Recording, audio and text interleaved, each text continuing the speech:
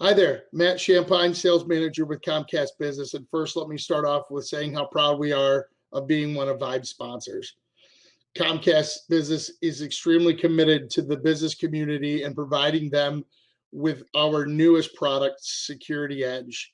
Did you know that 67% of small businesses actually experience a cyber attack? 67%, think about that one.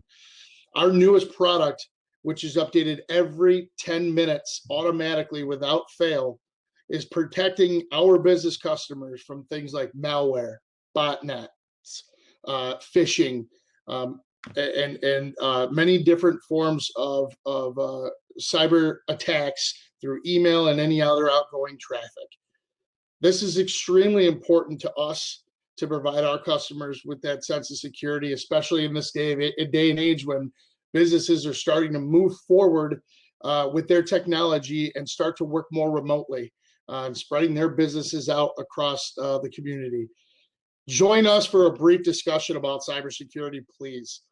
We would love to discuss these needs with you, the business community, about our Security Edge product. Anytime you're ready, please contact me for a free analysis. Again, Matt Champine, sales manager with Comcast Business, and thank you so much for watching. Hello, everyone, and welcome to today's webinar, Keeping Cyber Criminals at Bay and Protecting Your Business During a Crisis. My name is John Feld, and I'll be your moderator. Our panelists today are Nupur Davis, Executive Vice President, Chief Product Information Security Officer at Comcast Business, and Shenna Seneca-Tarnish, Vice President, Cybersecurity Products at Comcast Business. On behalf of Comcast Business, I'd like to welcome everyone to Keeping Cyber Criminals at Bay and Protecting Your Business During a Crisis. Cyber criminals love a crisis. Amid the COVID-19 outbreaks, companies are even more vulnerable than usual to cyber attacks. As more firms are directing employees to their jobs at home, remote work means a rise in the number of devices employees are using and an increase in the use of online conferencing tools, letting hackers cast a much wider net in which to snare potential targets. Today, we'll outline the ways in which businesses represent targets for hackers, how hackers work and who they target, and security and technology solutions. Shenna, given the fact that so many of us have moved to remote connectivity, why are businesses in particular targeted during major disruptions like COVID-19? Yes, John. Cyber criminals look to take advantage of every opportunity that they can to benefit from the vulnerabilities that may be exposed in businesses, whether they're technical or even emotional. And unfortunately, small and mid-sized businesses tend to have less resources to protect, defend, and respond to these cyber threats. So this is also motivating to these criminals to target these less sophisticated organizations. In our current state that we're all living in, we've changed how we are operating on a daily basis, and there's more stress on the technical systems, and emotionally, end users are very interested in this topic and the news and what's going on around the globe associated with COVID-19. And cyber criminals are taking all of these factors into consideration with their attack campaigns. So given the current environment, based on what you just described, it's kind of easy to see the way in which a business, especially a mid-sized or a smaller business, can be overwhelmed by all of this. Yes. Everybody's adjusting to these times, and it's stressful in itself of just having to change the way you've always operated, let alone adding another layer of security concerns on top of that. So, yes. Got it. Thank you. And Nupur, how are these cyber criminals working right now? John, they're really using the same techniques that they use all the time, but just amplifying them, and as Shenna said, taking advantage of the current context. And the context is, of course, that more and more of us are working from home. We are binge watching. We go to certain sites to get our information. We're constantly on Zoom or other video conferencing. And so, things like Zoom bombing has become a word, right, in the last few weeks. But they really are not good guys. My boss has a much more colorful term for them, which I won't use here. But they people who prey on hospitals at a time like this are not good people. But the tools that they're using are, the ones that they use all the time, except the volume has gone up, and the delivery mechanisms are taking advantage of the new things. So I'll take phishing, for example. Just our internal data. We process 1.5 billion emails in a typical year, and in a typical situation, about 87% of them are just spam or phish or something that's delivering something bad. So we eliminate 87% from ever getting into our people's inboxes. That percent has, of course, gone up now because we're seeing so much more phishing. And then the phishing is using the emotional vulnerability that Shenna just talked about. So the phishing will have interesting topics like, COVID news or, test available or breakthrough made or, things like that. We have seen our threat intelligence teams have told us that they have data that shows that in the last 6 weeks, there are literally tens of thousands of new websites with URLs that, again, try to exploit the emotional need to know and to connect. And they have topics like COVID cure or coronavirus information or testing. And you go there, and a vast majority of these are either promoting fraud or, even worse, because this can really impact your networks, is they're spreading malware. So we just have to be super careful. By the way, just one more piece of data. About half of all U.S. broadband traffic flows through our pipes.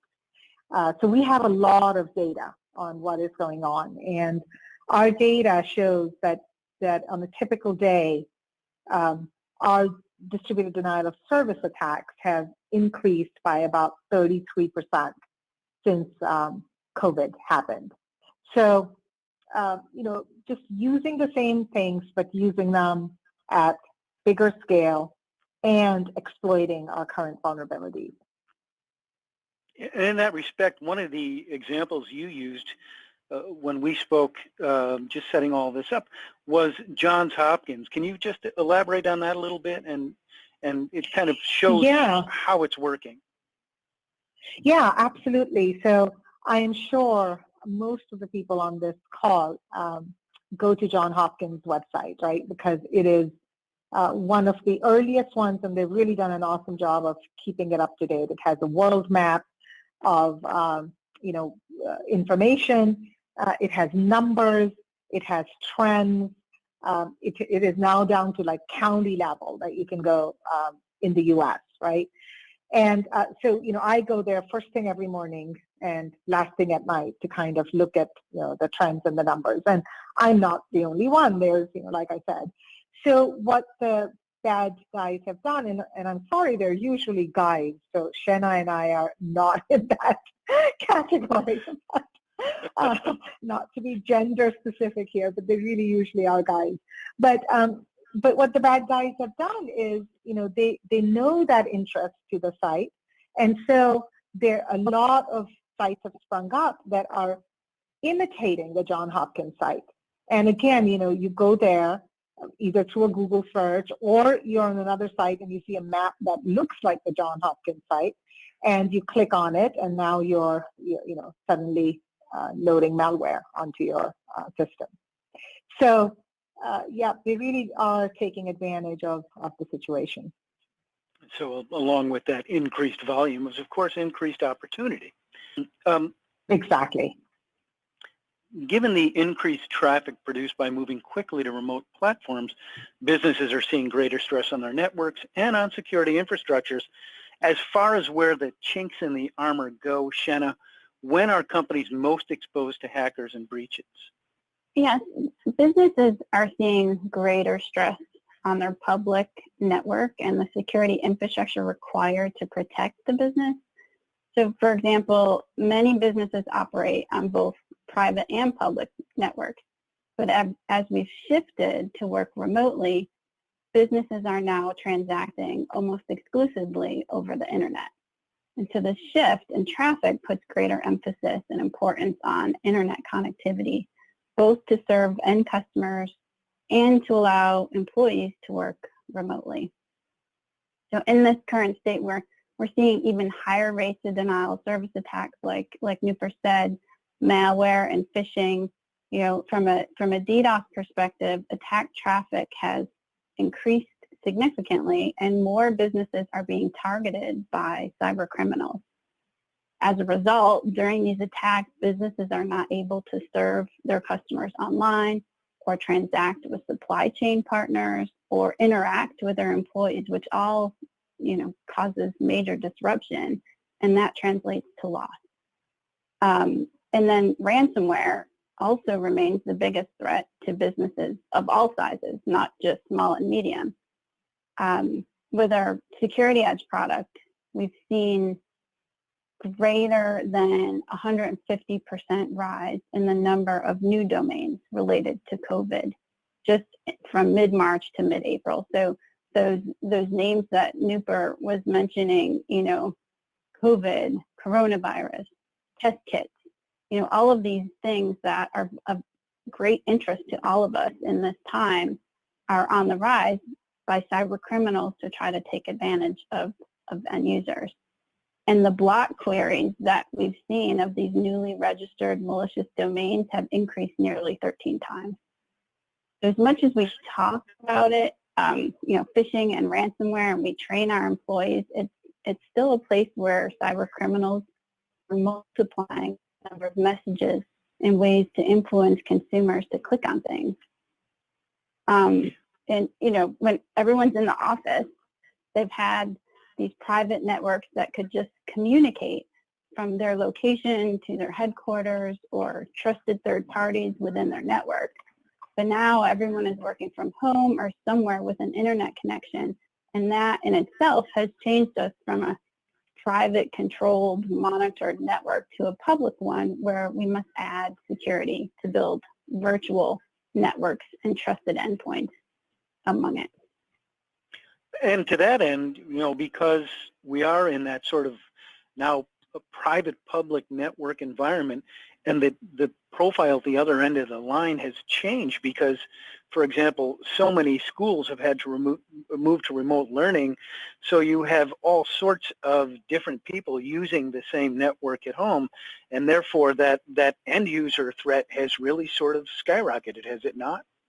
Yeah, I think it's always, to err is human, and it's all, you know, something that happens on a daily basis. In private business networks, we tend to have a lot more controls within the local infrastructure to ensure those errors can be caught by other mechanisms. However, now that we've pushed endpoints beyond our controlled walls, so to speak, it may not always be safe to assume that the endpoint can be trusted to access the corporate network. Nupur, what are some of the technology solutions we're seeing be put into play to handle the increased potential for cyber breaches? How can VPNs in particular be hardened? And what are some of the other technologies in play that can really help?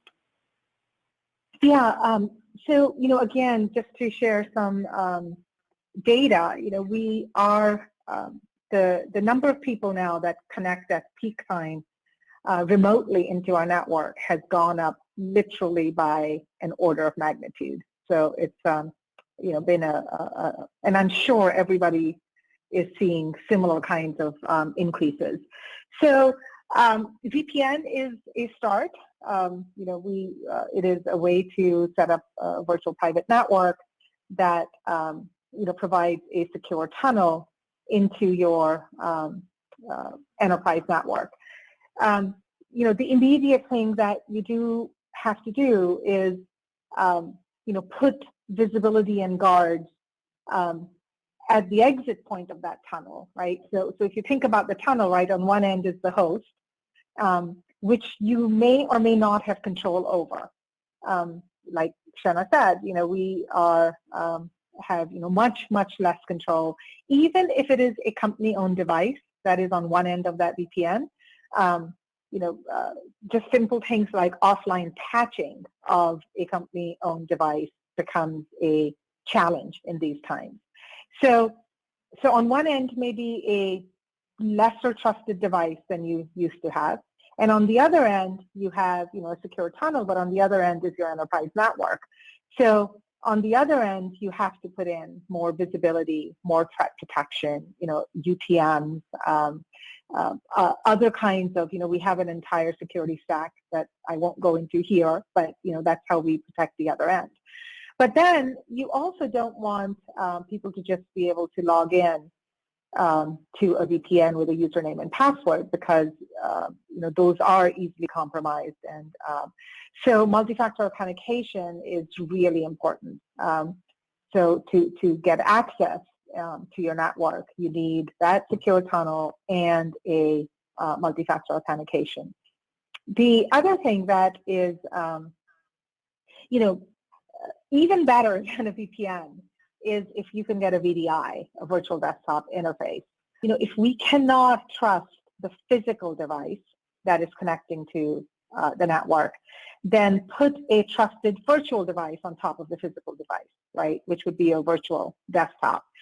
So I think those four things, right, VPN with as much protection and detection and visibility that you can put in on both sides of the VPN, on the host side and the network side, multi-factor authentication, up-to-date patched devices as much as possible, and then visibility at all times, right? When times are tough, you go back to fundamentals of security, and the fundamentals of security are the ability to be able to detect something, which is visibility, and then the ability to respond to what you detect. Thank you. Nupur, you said that you didn't want to talk about Comcast Business technology stack, so I'll make Shanna do it. Shanna, what does Comcast Business do to help ensure security for its customers? At Comcast, we ensure that we are secure from the inside out. So, at the core level, everything that Nupur and her team does every day, they're ensuring that our infrastructure and our backbone is built with security within. And that includes the extensive monitoring and visibility that she just discussed. And that is essential to our core, even for Comcast Business. We ensure that we're built upon a foundation that is strong and has all the right measures that we need to have that visibility.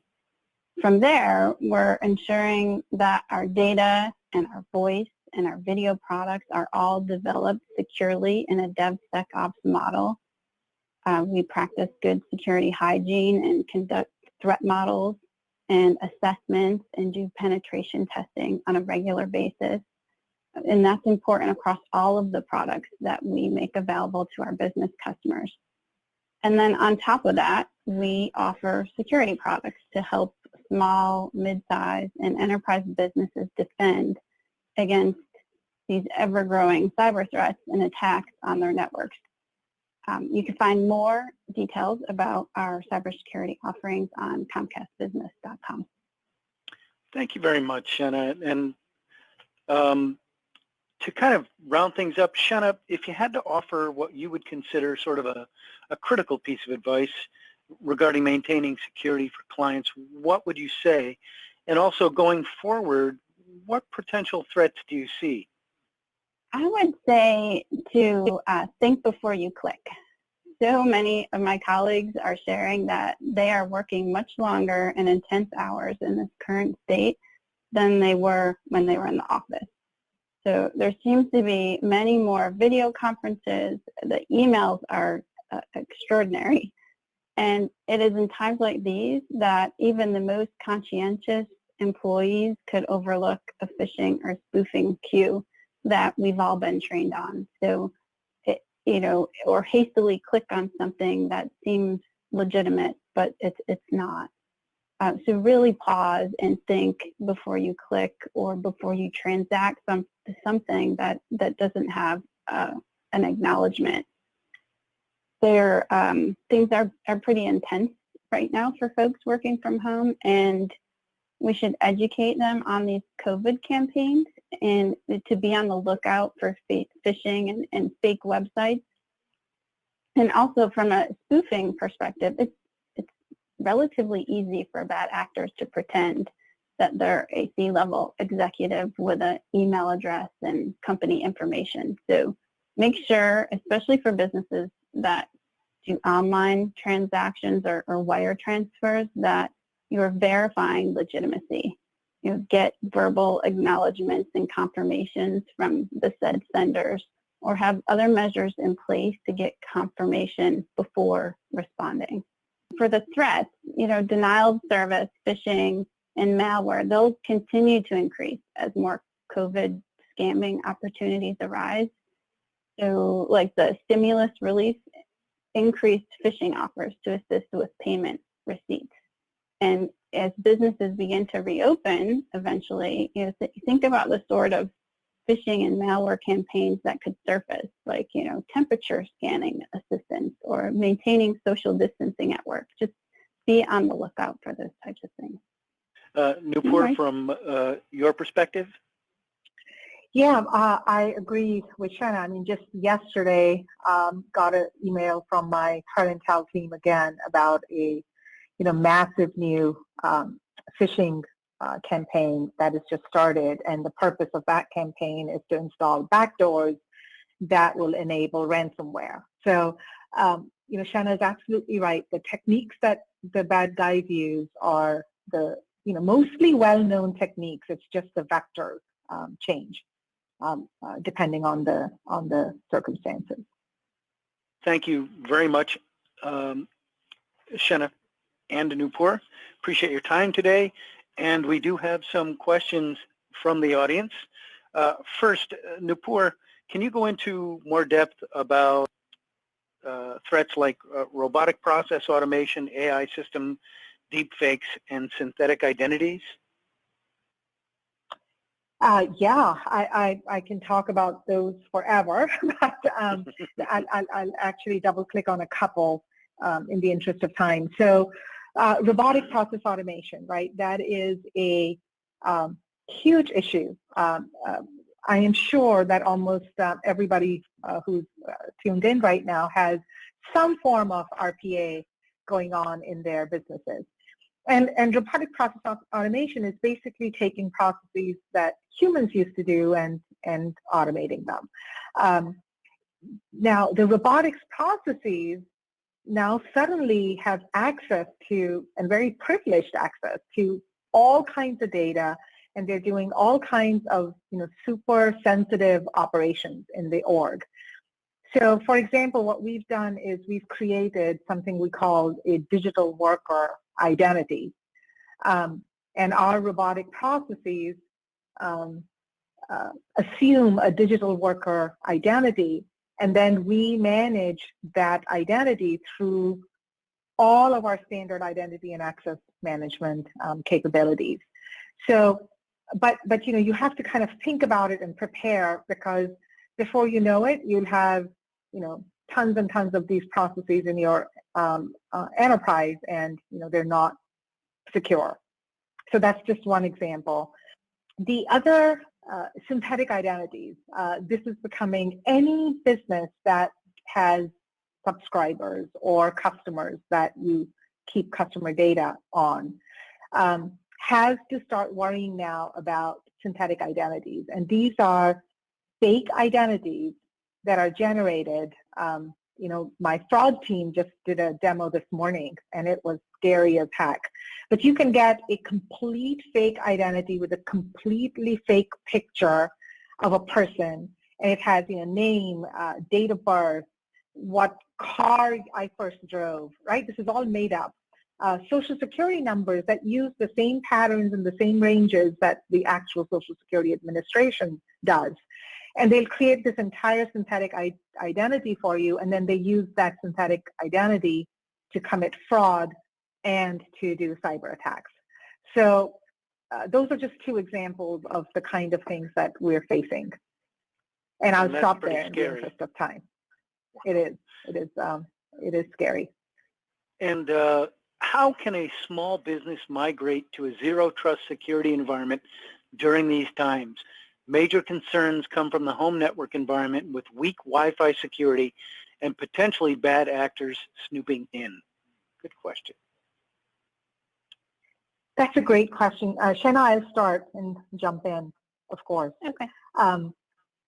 So, zero trust is really about three things, right? You have to not trust, have zero trust in a device, and have zero trust in the network, and have zero trust in the identity, right? That means that you have to prove you're on a good device, you have to prove you're on a secure network, and you have to prove that you have you are who you are, right? So the kind of things that I mentioned earlier, for a small business to migrate to zero trust environment is to focus on those fundamental principles, right? So how do you make sure that you have a trusted device? There are, we can always put a virtual device on an untrusted device, but that may not be possible for a small business. So then I would encourage the device to have things like a basic security stack on it, right? Basic host security, which, by the way, we do provide to our customers. We provide Norton antivirus, anti-malware. So something like that to get as much trust as you can with the device. The second is a network. How do I get to a trusted network? And if possible, if you're doing something that is sensitive, then either use a VPN or make sure that you're using HTTPS version of a website that you connect to, right? Because that's a secure tunnel. And then finally, identity. If I was a small business, I would use any business that I did in turn, I would enable multi-factor authentication with whoever offered that choice. And that way I can be somewhat assured that the identity I'm using is not one of those synthetic IDs, right? So that's just my quick response. And Shanna, please go ahead and add anything to that. Yeah, that was very thorough. I guess the only thing I would add is something you said earlier, Nuker, of making sure that you have, a good level of visibility on both ends of that VPN. And what I would add from a zero trust perspective is that every employee shouldn't have the same access once they get to the end of that tunnel. So it's always still important that, you're connecting on an as need to know basis. Not everybody may need access to a financial system within a business and, customer records and so forth. So it's still important to keep that level of, identity to mapping to what an individual really needs to have access to, even when they are trusted within a business. Because if they're not in accounting, does it make sense to, expose those types of data files and so forth? So think about ways you can gate specific areas off. Yes, exactly. Zero trust, segmenting and really only allowing things that have a business need. We've been talking in this context about business. Can we assume that residential attacks have also increased since so much traffic has shifted to home networks?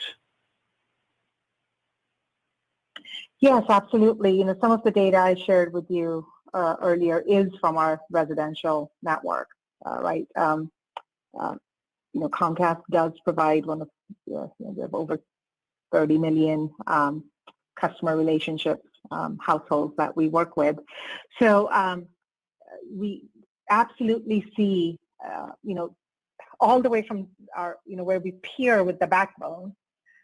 These are these massive peering appliances. And that's where we've seen, some of the biggest amount of increase in distributed denial of service, for example. Two, again, are residential email. We see the tremendous amount of growth in phishing. So yes, we're seeing really almost similar levels. Now, just because the residential footprint is so much bigger, the volumes we see there are mind-blowing, but the trends are the same. This is an interesting question. It's a little specific, but I think it's a good one, and it probably applies to many of us. So not sure if there's a solution here. I am in a sales role and am sending copious emails to current customers and new prospects. What language or subject lines are you seeing, if any, that appear to be used more commonly in COVID-19/corona phishing scams that I should avoid? So I think avoid COVID altogether, for sure. COVID, corona, drug, vaccine, test kit. Try to make your messages just relevant to what you're trying to convey without using the taglines that are really popping up in the malicious domains. Got it. And between spoofing, phishing, and DDoS attacks, which is the most prevalent right now? I think it would be go ahead, malware and ransomware, Nooper, but you can add to that. Yeah, I think that's a hard question because they're like apples and oranges, right? So we're seeing a tremendous amount of increase in phishing. We're also seeing a tremendous amount of increase in DDoS. The end goal of the two are different, right? DDoS is denial of service it's really maliciousness, and then it can have other reasons, like I don't want people to go to this certain place to learn something, right? But phishing has different goals. So people fish for, to steal credentials is one of the number one things, and then they commit fraud, right? Or they take credentials and they do things like Shanna was talking about, like ransomware. Or phishing will lead to loading of malware into your environment. And once malware is loaded on your corporate environment, in your business environment, then that malware can now be used for all kinds of things, including spreading ransomware. So it's really hard to compare the two, but I would say they're both seeing a tremendous amount of increase with different bad goals in mind. Yeah. And finally, if I can't provide all my employees with devices, what's the next best thing? The next best thing really is a virtual device. So, a VDI, these are available from lots of places, right? And more and more, they're cloud-based versions of these available. And it's just, again, if you can't trust a physical device, then provide them with a trusted virtual device. And what a VDI does is it basically, it renders an image of what you might be seeing. So it's not actual data being downloaded. It's actually an image of that. And the VDI is also perfectly, it's segregated from the underlying operating system. Now, you still have to have other controls, because even with a virtual desktop, you can have something like a keylogger, right, on the physical device that you don't trust, that the virtual device is running on. And, you could be capturing the keylog, username, password, and now you can try to break in directly. So even with something like that, you still need to do secondary controls like multi-factor authentication, where a username and password is not enough to get you into anything. You need a third factor. And we do have one final question just came in. Somebody asked if password banks are safe. I use them personally, but I use ones that I really trust. Like I do trust. I run on a Apple ecosystem, and so I use the vault, right, that Apple provides. And there's been a lot of studies done on that, and it is pretty secure. So I think yes, but you have to make sure that you're using a bank from a trusted provider, because there have been instances of password banks that themselves had compromises, right? So what Shanna talked about earlier, that you have to build your products in a secure way. If the password bank itself has been built in an insecure way with vulnerabilities, then those are exploitable. So yes, if from a trusted source. Okay. Thank you very much, Nupur and Shenna. Thank you, Thank you, everyone, for John. attending this webinar. On behalf of all of us at Comcast Business, we hope you have a great rest of your day.